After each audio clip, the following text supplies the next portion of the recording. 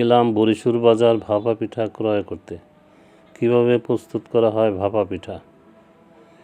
কোরানো নারকেল, গুড়, চালের গুঁড়ো, দুধ ইত্যাদি মিশ্রণ করে ভাপা পিঠা তৈরি করা হয়।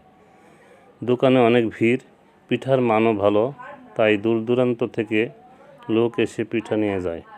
বাঙালিদের পিঠা পায়েস খাওয়ার রীতি দীর্ঘদিনের ঐতিহ্য। এ যুগের মায়েরা আগের দিনের মায়েদের মতো কষ্ট করতে চায় না।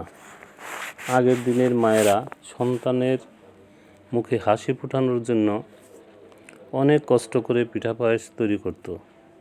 মনে হয় আগের দিনগুলোই ভালো ছিল।